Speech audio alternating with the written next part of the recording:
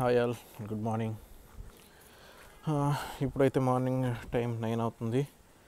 మనమైతే లేచి వెంటనే మన బైక్ని అయితే సర్వీస్కి అయితే తీసుకెళ్తున్నాము.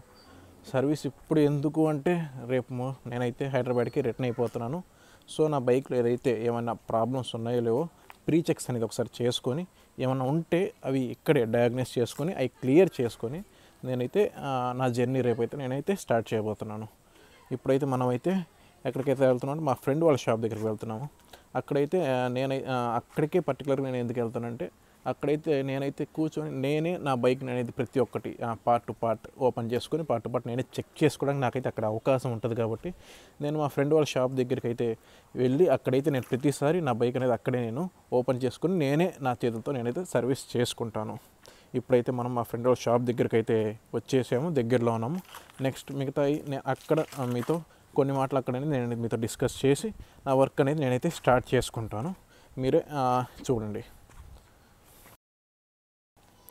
మా ఫ్రెండ్ వాళ్ళ షాప్కి అయితే మనం ఇప్పుడైతే రీచ్ అయిపోయాము. ఇక్కడ నుంచి ఇంక నేనైతే నా బైక్ అనేది సర్వీస్ అయితే చేసుకుంటాను. నేను అనుకోవడం ఏంటంటే మేజర్ రిపేర్స్ అయితే ఏది ఉండదని అనుకుంటున్నాను. అన్నీ మైనర్ రిపేర్స్ ఉంటాయి. ఎందుకంటే నేను టైం టు టైం సర్వీస్ చేసుకుంటాను. ఏ చిన్న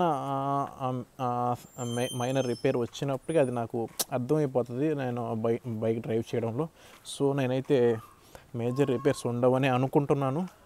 ఇంకా చూద్దాం ఏ విధంగా ఏవే ప్రాబ్లమ్స్ ఉంటాయో ఏమేమి ప్రాబ్లమ్స్ బయటపడతాయో చూద్దాము.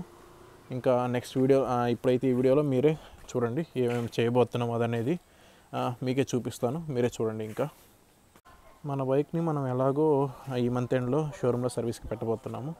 సో ఇప్పుడైతే మనం ఇన్ డెప్త్గా చెక్ చేయకుండా ఏదైతే మైనర్ రిపేర్స్ ఏదైతే ఉన్నాయో అవి వరకు మనం క్లియర్ చేసుకొని మనమైతే బైక్ ఇక్కడి నుంచి తీసుకెళ్ళిపోదాము. ఇప్పుడైతే మెయిన్గా నేనైతే చేసేదల్లా చైన్ క్లీనింగ్ చేసుకోవాలి మెయిన్గా. ఎందుకంటే నేను డ్రైవ్ చేసేటప్పుడు నేను గమనించింది అదొక్క ప్రాబ్లమే, చైన్ అనేది సౌండ్ వస్తుంది. సో ఆ చైన్ అనేది మనం క్లీన్ చేసేసుకుందాము. ఆ తర్వాత ఇంకా మిగతా రిపేర్స్ అన్నీ మన షోరూంలో ఏమైనా ఉన్నా పెట్టేద్దాం. షోరూంలో కూడా మ్యాక్సిమం ఏ రిపేర్ ఉండదని అనుకుంటున్నాను. ఓన్లీ ఇంజిన్ ఆయిల్ చేంజ్ ఒకటే ఉంటుంది, అది మించి ఏది ఉండదని నేనైతే అనుకుంటున్నాను. చూద్దాం తర్వాత ఎలా జరుగుతుంది ఏంటి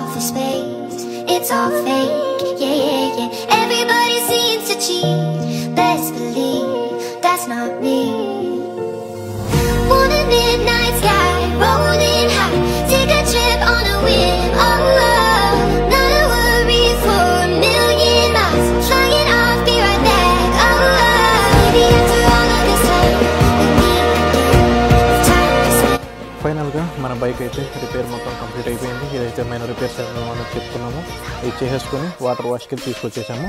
ఇక్కడి నుంచి అయితే మనం వాటర్ వాష్ అనేది కంప్లీట్ చేసుకొని మనమైతే ఇంటికి తీసుకెళ్ళిపోదాం బైక్ని. ఇంకా నేను మిమ్మల్ని అయితే రేపు వీడియోలో కలుస్తాను. రేపు నేను హైదరాబాద్ వెళ్తున్నాను కదా, ఆ వీడియోలో మిమ్మల్ని రేపు అయితే నేను కలుసుకుంటాను. అందరికీ bye. Thank you for watching my video.